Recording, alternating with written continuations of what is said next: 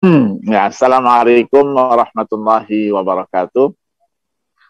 Bismillahirrahmanirrahim. Alhamdulillahirabbil alamin wassalatu wassalamu ala asyrafil anbiya'i wal mursalin sayyidina Muhammadin wa ala alihi wa sahbihi ajma'in. Amma ba'du.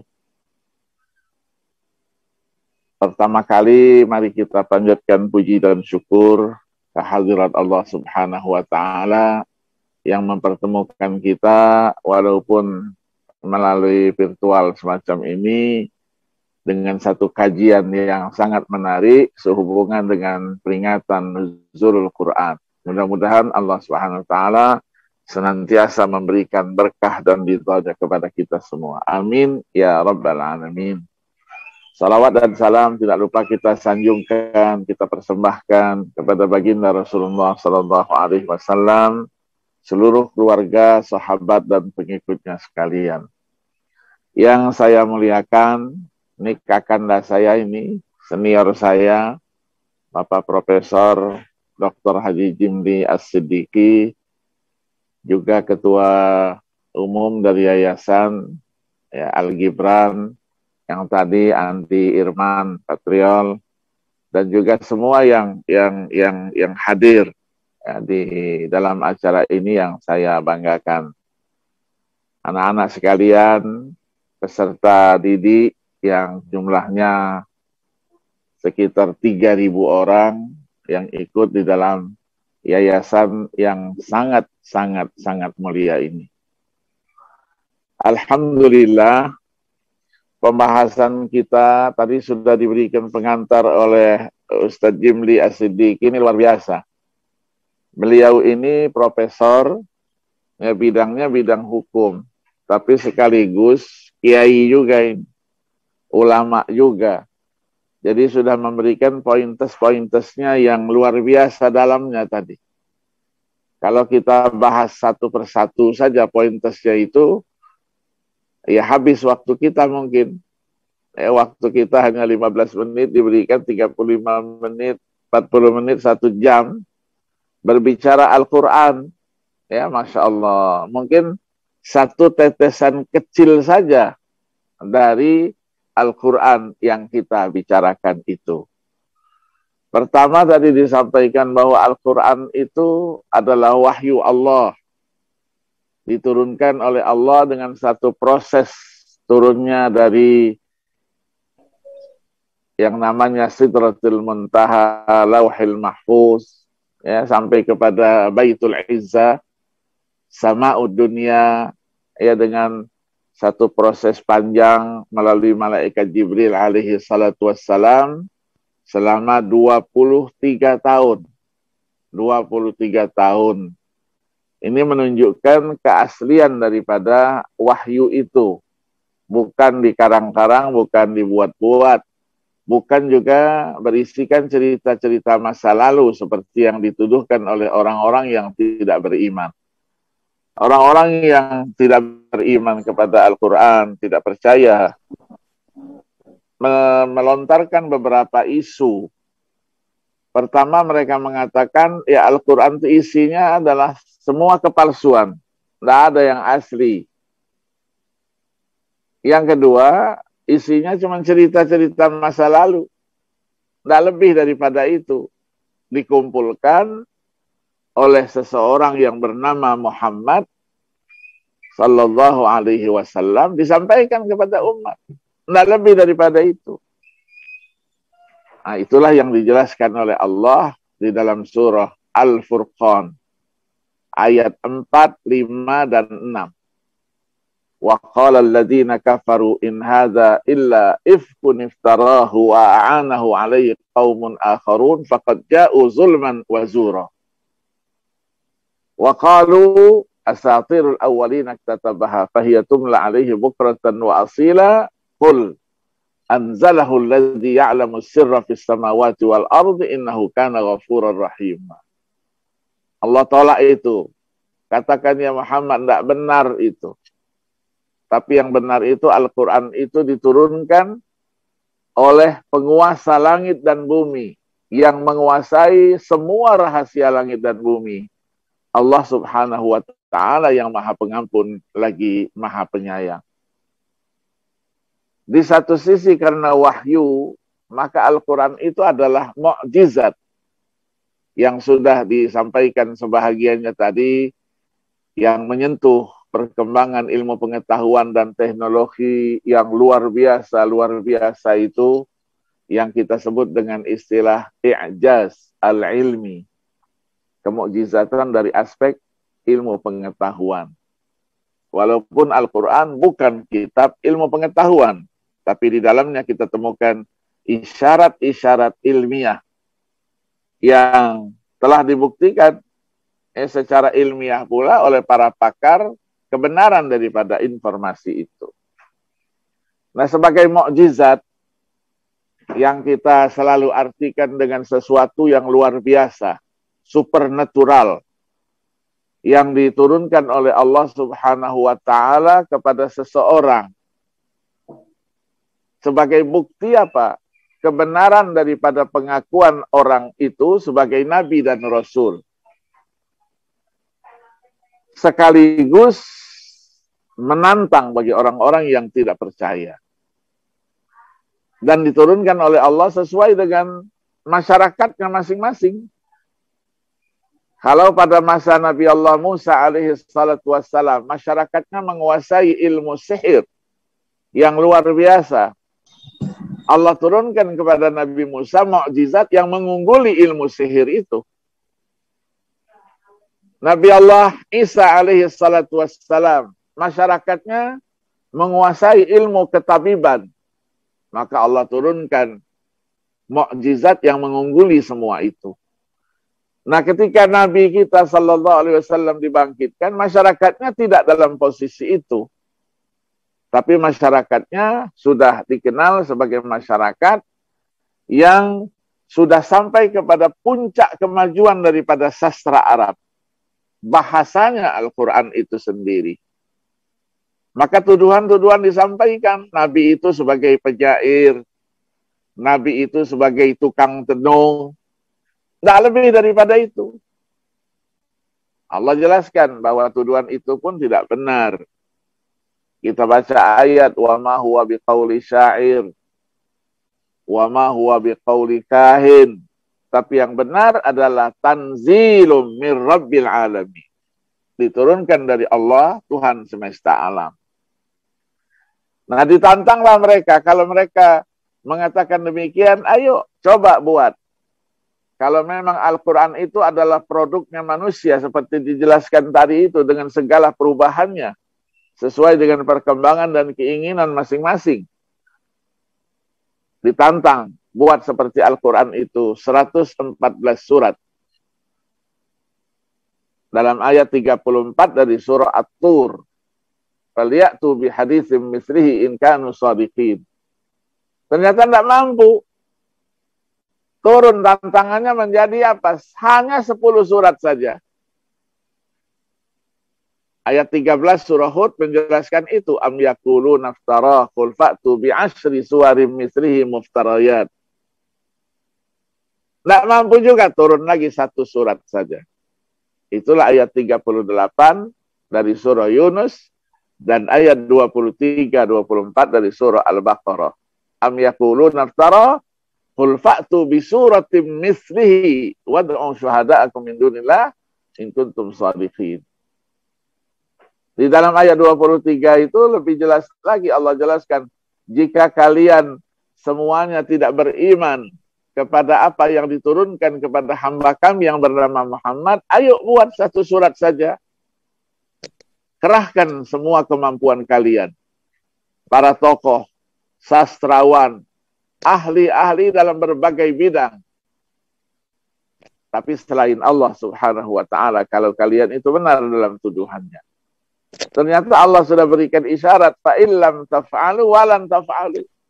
Kalau kamu tidak bisa berbuat sekarang dengan kemajuan yang kalian miliki, maka nanti pada masa-masa yang akan datang lebih tidak mampu lagi untuk itu. Inilah yang disebut dengan istilah keautentikan yang kemudian dijamin oleh Allah Subhanahu wa Ta'ala melalui ayat 88 surah Al-Isra.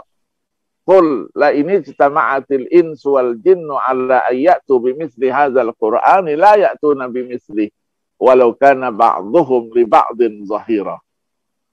Jadi katakan ya Muhammad, sekiranya semua hamba Allah yang namanya manusia, jin berkumpul saling membantu satu sama lainnya untuk mendatangkan seperti Al-Quran itu, layak tu Nabi Misli, kata Allah. Dijamin mereka tidak akan mampu untuk mendatangkan seperti Al-Quranul Karim. Nah, di satu sisi keautentikan ini dijelaskan dengan keluasan daripada Al-Quran itu dari aspek isi dan kandungannya. Kalau kita lihat di dalam ayat-ayat Al-Quran yang menjelaskan itu, isi dan kandungannya bagaikan lautan yang tidak bertepi. Isi dan kandungannya itu digambarkan oleh orang-orang Arab dengan ad-dirasatu haulal Quran kal ghausi fil bahril mali'i bil jawahir. Bagaikan menyelam ke dasar laut yang penuh dengan mutiara.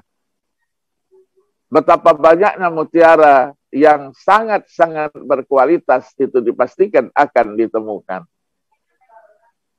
Maka Allah jamin keautentikannya itu dengan firman-Nya ayat 9 dari surah Al-Hijr. Inna nahnu nazzalna dzikra wa inna lahu lahafizun. Sesungguhnya kami, kata Allah, yang menurunkan, kami juga yang memeliharanya. Padahal yang menurunkan Allah sendiri melalui malaikat Jibril. Kok bisa berfirman untuk kami? Kata para ulama, itulah kehebatan Al-Quran dan Allah Subhanahu wa Ta'ala yang maha hebat dengan segala-galanya. Ini pesannya apa? Supaya kita jangan sombong, jangan takabur. Walaupun kita hebat, sebetulnya kehebatan itu kan dari Allah Subhanahu wa Ta'ala. Kita pinter, kita sebagai seorang ilmuwan, tidak lebih dari karunia Allah yang sangat sedikit itu. Maka Allah jelaskan, wa ma utitum minal ilmi illa qalila. Tidak kami berikan kepada kalian ilmu pengetahuan, melainkan apa? Bukan sedikit, tapi sangat sedikit. Apa yang mau kita banggakan? Karena ketika kita lahir di dunia ini tidak bawa apa-apa, tidak punya pengetahuan apa-apa. Allah jelaskan di dalam surah An-Nahl itu, la ta'lamuna syai'a. Kamu tidak punya pengetahuan apa-apa. Semuanya dari Allah Subhanahu wa Ta'ala. Nah, maka Allah isyaratkan untuk memelihara Al-Quran dari tadi itu perubahan, penambahan, pemalsuan, dan seterusnya yang diistilahkan dengan istilah tahrif, tabdil, taghyir. Itu adalah siapa? Para hamalatul Quran. Orang-orang yang hafal Al-Quran itu. Kalau ada yang merubah satu huruf saja dirubahnya, pasti akan terbongkar dia. Apalagi merubah susunannya. Ya, karena ketika ayat-ayat itu diturunkan melalui malaikat Jibril, Nabi Muhammad SAW langsung menyampaikan kepada para sahabatnya. Tadi Jibril turun, menyampaikan wahyunya. Ini ayat-ayatnya, ini surat-suratnya. Dibacakan oleh Nabi 1-2 kali, sahabat sudah hafal. Kalau sudah hafal, ayo tulis itu. Tulisnya juga menggunakan alat yang sangat sederhana pada waktu itu. Tidak seperti sekarang, ada laptop, ada komputernya, ada iPad-nya, ada HP-nya. Dulu tidak ada sama sekali, ditulis di batu-batu, pelepah-pelepah korma, kulit-kulit binatang. Kita bayangkan bagaimana dokumennya itu tertumpuk sedemikian rupa. Ketika Allah turunkan itu dan Nabi katakan, tulis itu, letakkan itu setelah firman Allah ini, sebelum firman Allah ini. Bagaimana bongkarnya? Kalau sekarang enak kita. Ya, robah itu, ganti itu melalui komputer, sebentar saja selesai. Nah, Allah berikan kekuatan hafalan di samping dokumen ya yang dibuat seperti itu. Itulah bukti keasliannya. Maka orang-orang yang hafal Quran itu matanya beda dengan mata kita. Telinganya juga beda dengan telinga kita. Matanya begitu melihat ada tulisan Al-Quran, ada perubahan, kesalahan, langsung saja alarmnya berbunyi. Ada bacaan yang didengarnya, ternyata bacaan itu salah, tidak sesuai dengan yang diturunkan Allah. Begitu juga telinganya langsung bergerak dia untuk memberikan koreksi terhadap bacaan yang keliru itu. Maka tadi saya sangat gembira sekali yayasan ini berkiprah untuk mendidik ya orang-orang yang bisa membaca Al-Quran sampai dengan 3.000.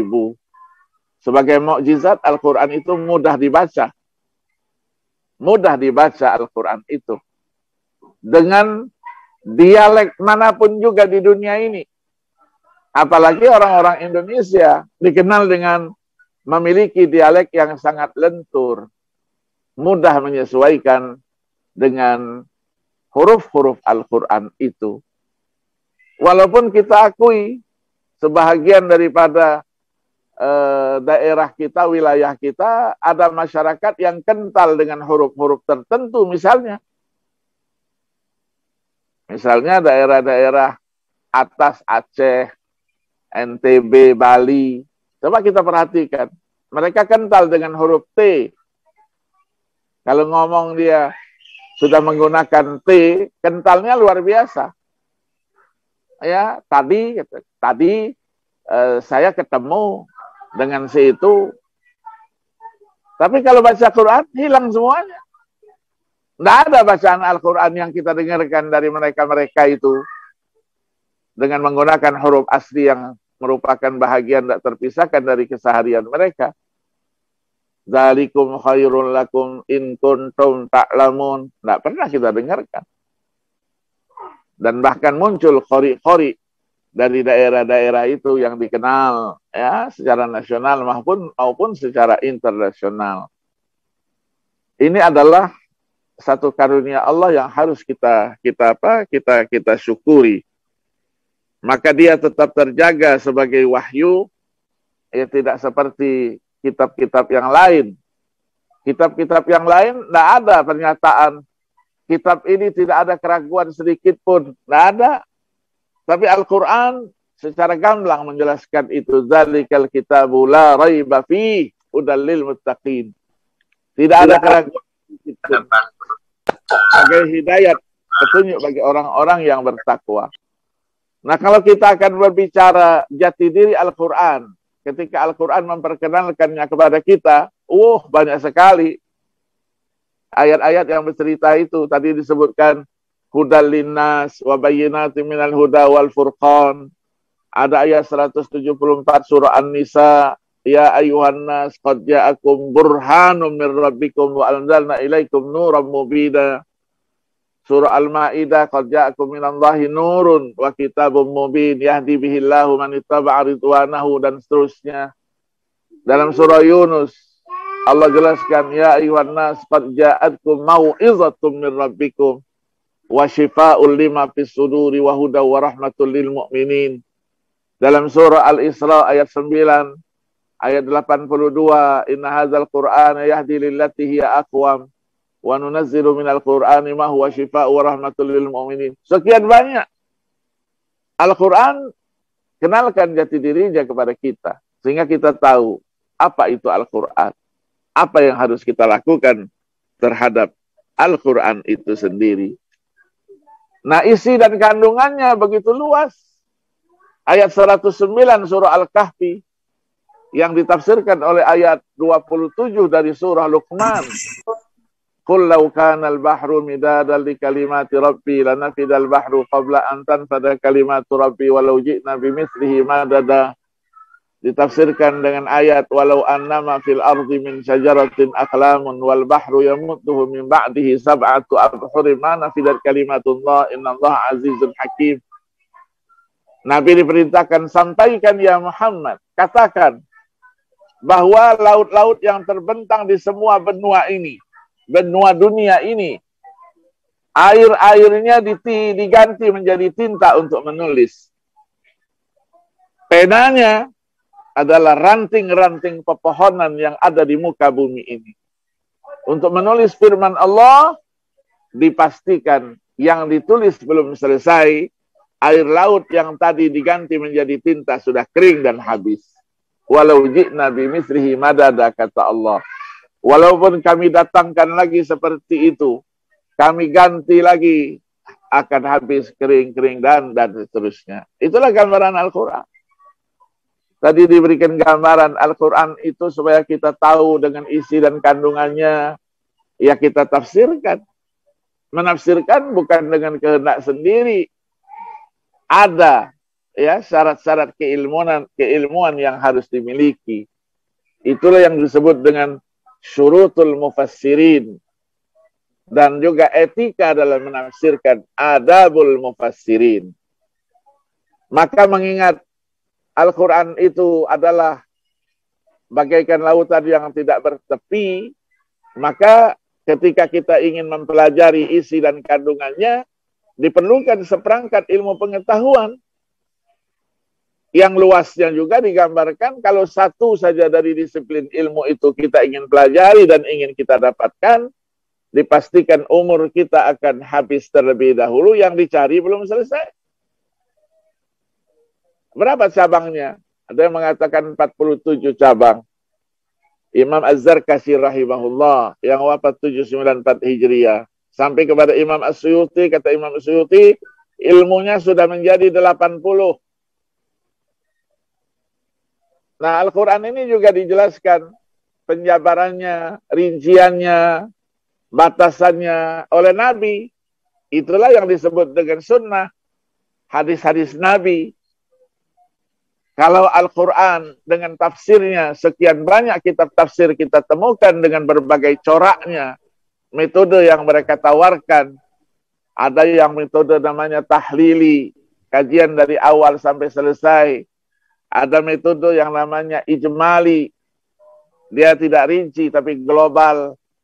Ada metode yang namanya metode perbandingan. Ada metode yang namanya tematik.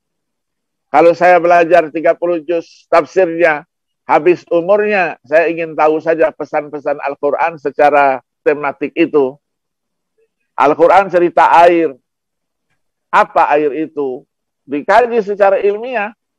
Itu yang dilakukan usaha-usaha dari Kementerian Agama, Lajnah Tahsi Al-Quran, Badan Litbang itu yang sekarang sudah membuat banyak tulisan yang bercerita tentang pesan-pesan Al-Quran itu secara tematik.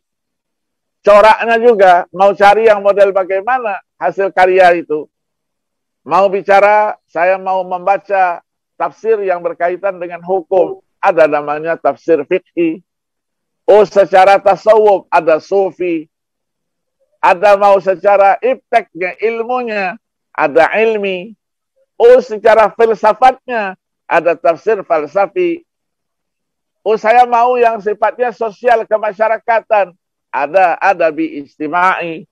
Oh, saya mau tahu sekedar apa?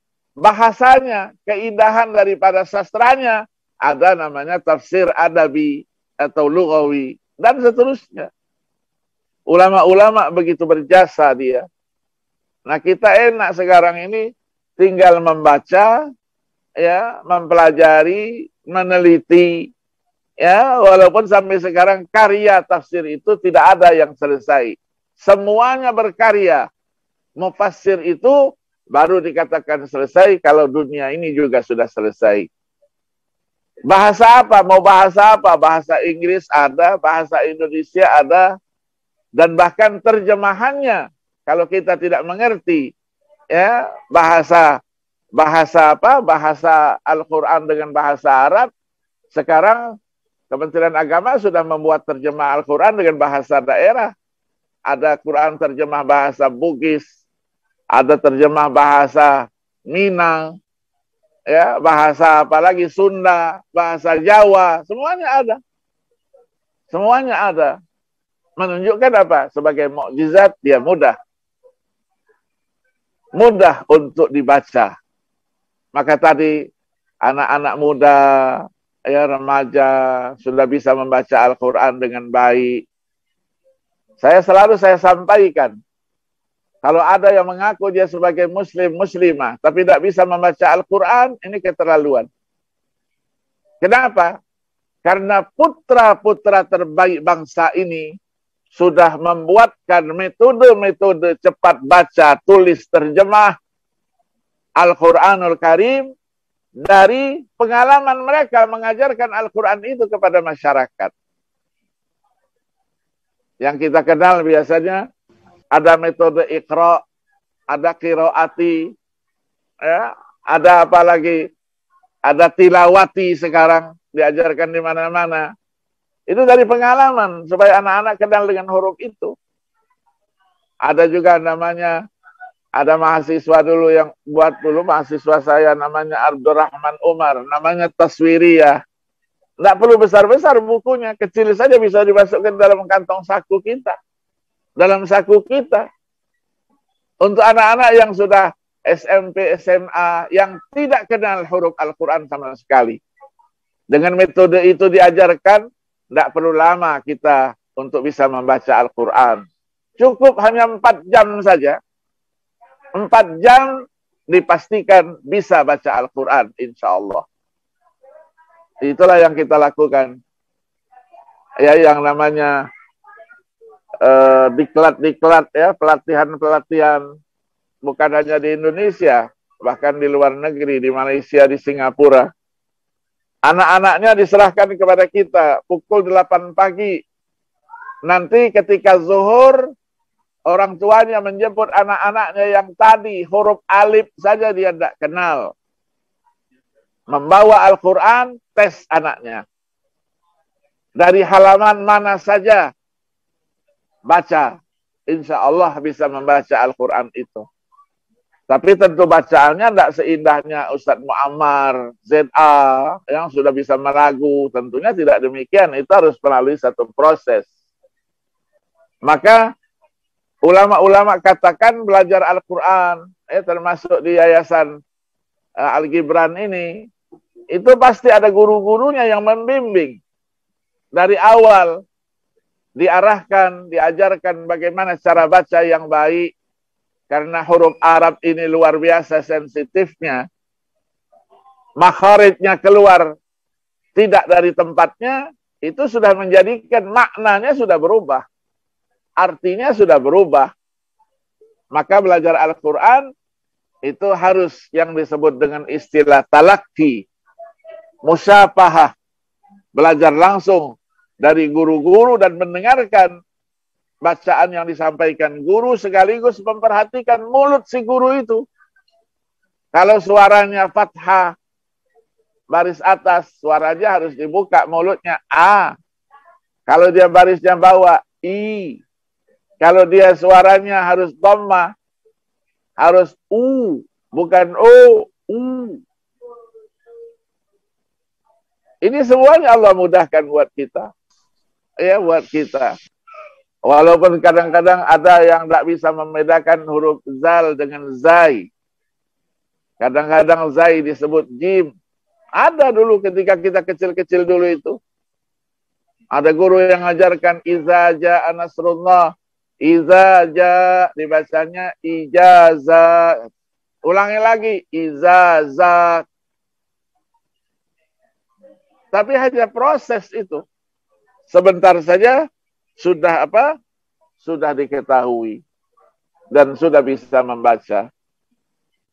Nah, maka tadi dikatakan bulan puasa ini bulan turunnya Al-Quran, maka sebagai umat Islam jangan sekedar berbangga Al-Quran itu hebat.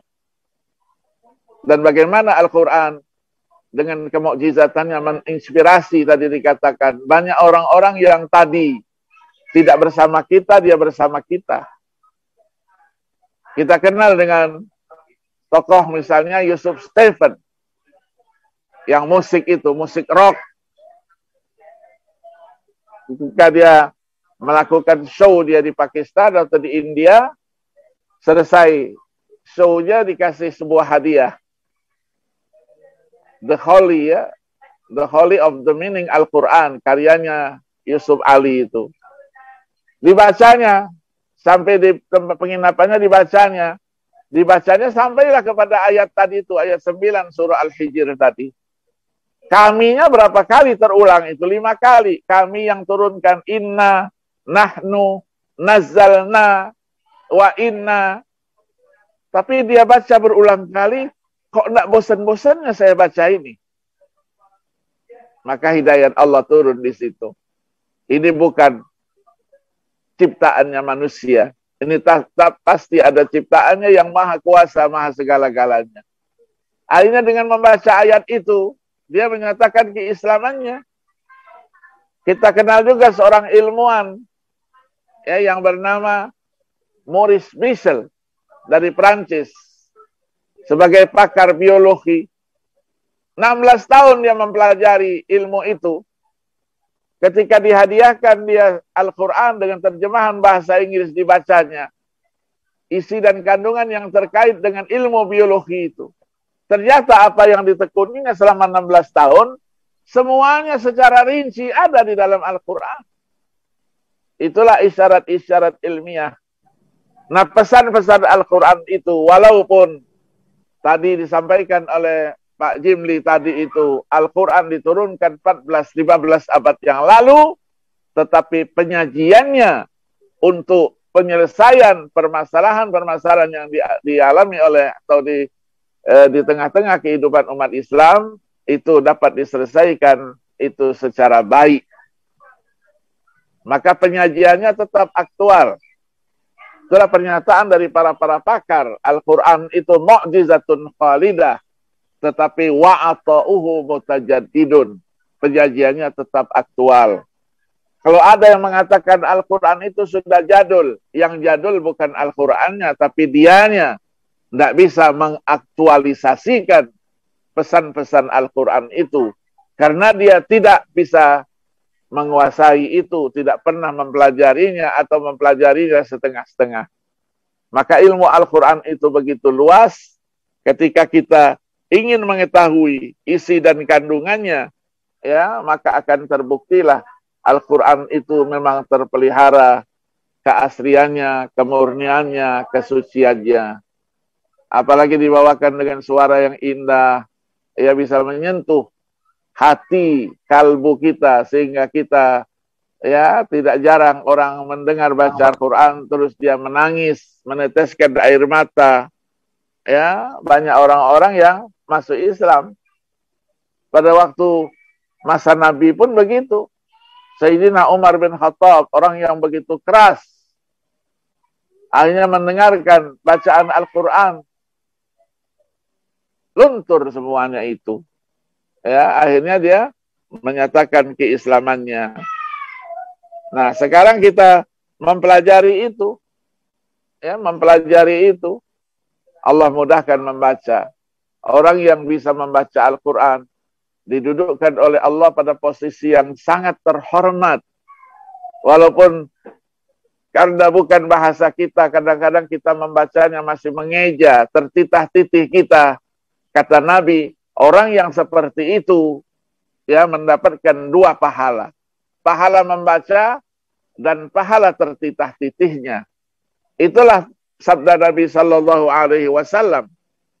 Walladzi yaqra'ul Qur'an wa huwa yatata'u fi falahu ajrani, kata Nabi. Orang baca Al-Qur'an masih tertitah-titih, maka baginya ada 2 pahala. Pahala membaca dan pahala tertitah-titihnya itu tidak begitu saja, ya, tidak ada nilainya, tapi ada nilainya di sisi Allah.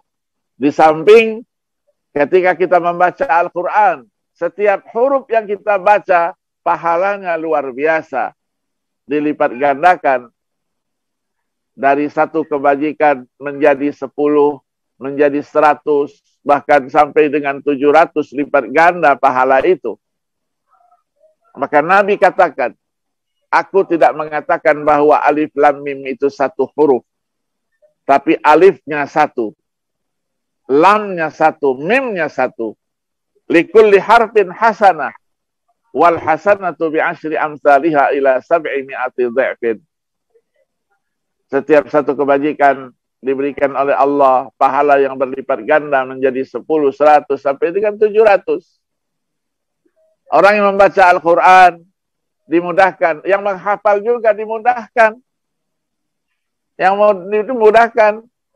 Ya, berapa banyak yayasan yang didirikan untuk mencetak orang-orang yang bisa membaca Al-Quran dan menghafal Al-Quran. Menghafal Al-Quran juga tidak perlu menggunakan waktu-waktu lama, 4 tahun, 5 tahun. Cukup dengan waktu-waktu yang singkat saja. 3 bulan sudah cukup bisa menghafal Al-Quran 30 juz. Bahkan kurang daripada itu. 30 juz, bukan juz 30. Beda itu, harus dibedakan. Ya, 30 juz bukan juz 30. Juz 30 cukup anak-anak TK saja. Anak-anak kelas 1 SD, ya, SD Islam yang mengajarkan itu, mereka lancar membaca secara hafalan Al-Quran dari juz 30 itu.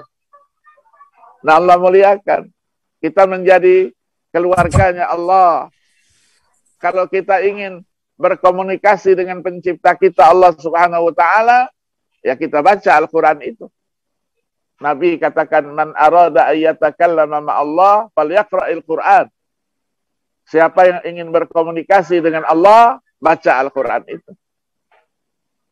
Al-Quran itu nanti akan memberikan pertolongannya kepada kita ketika tidak ada pertolongan yang bisa kita dapatkan. Iqra'ul Quran fa innahu ya'ti yaumal qiyamati syafi'an li ashabi.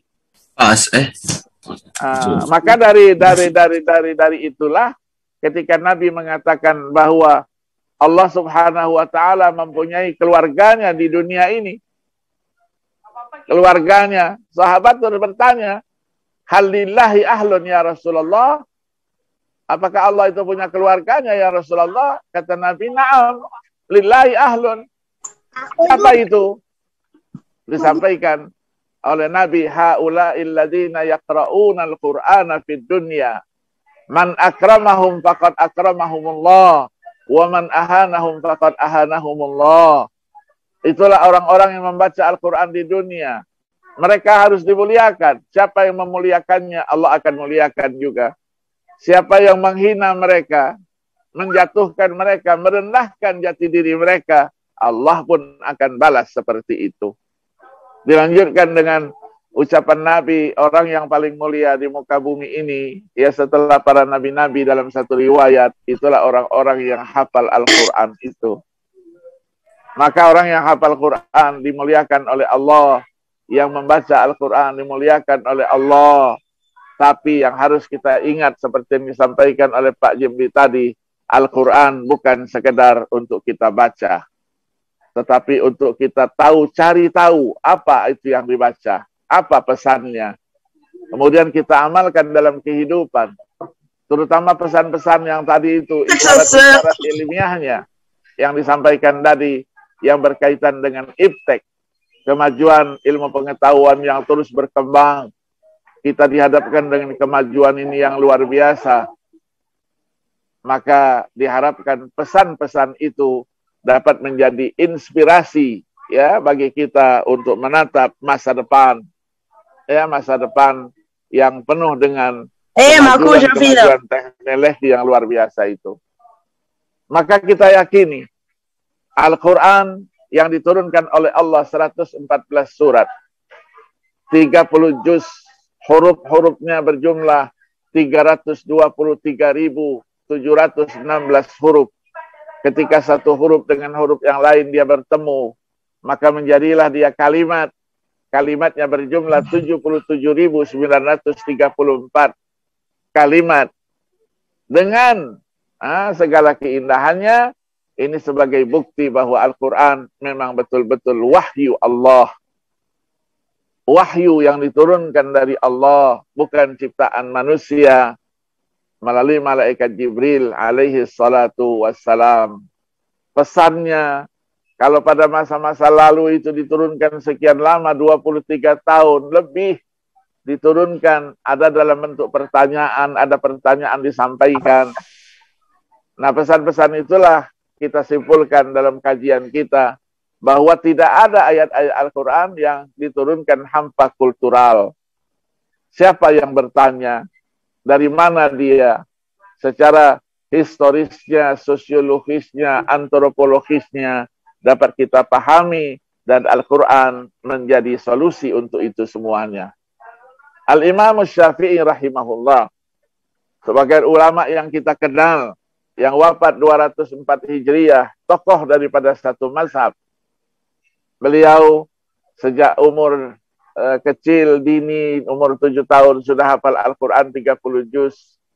Bukan sekedar hafal, tapi Allah berikan juga satu keistimewaan, mengerti apa yang ada di dalamnya. Membuat satu kesimpulan. Di dalam karya monumentalnya Ar-Risalah, Fakrah yang ke-55, beliau katakan, semua peristiwa umat, kapanpun, dimanapun, apapun, itu solusinya ada di dalam Al-Quranul Karim. Maka Nabi SAW mengajarkan kepada kita, kalau pada bulan-bulan biasa, beliau muraja'ah, takrir, apa yang dimilikinya itu bersama Jibril 1 kali, tapi di bulan Ramadan ini 2 kali. Itulah terinspirasi bahwa kita ketika Qiyamul Lail, itu kita baca 1 juz setiap malamnya. Ketika nanti masuki malam 21 seperti ini, sudah mulai apa yang disebut dengan tahajud bersama yang dilakukan di berbagai negara. Tahajudnya hanya 6 rakaat, 3 kali salam. Setiap 1 kali salam, 1 imam disiapkan. Untuk apa? Membaca Al-Quran itu 1 kali salam, 1 juz, 3 kali salam, 3 juz. Nanti pada malam 29, yang melaksanakan sholat tarawih khotaman dia, maka yang tahajud pun itu khotaman juga 30 juz. 2 kali kita bisa khotam Al-Quranul Karim.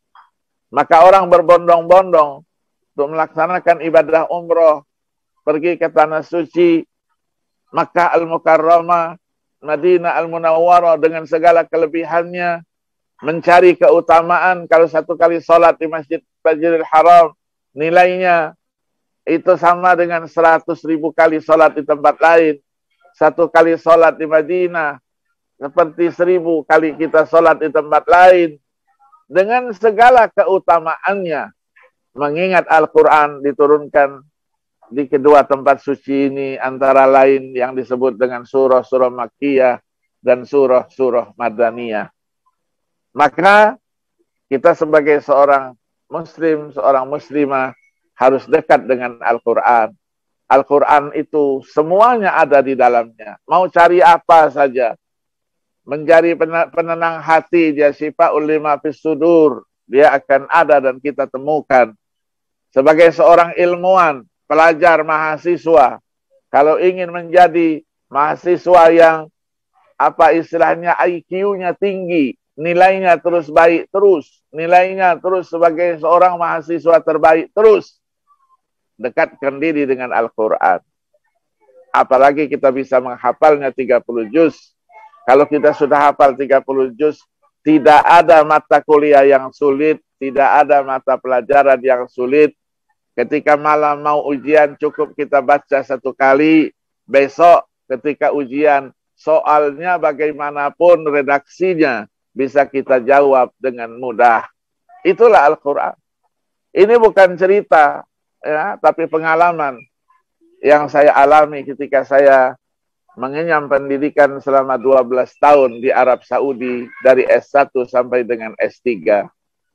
Inilah yang disampaikan oleh Nabi dalam salah satu sabdanya ketika menjelaskan keutamaan orang yang menghafal Quran itu apa?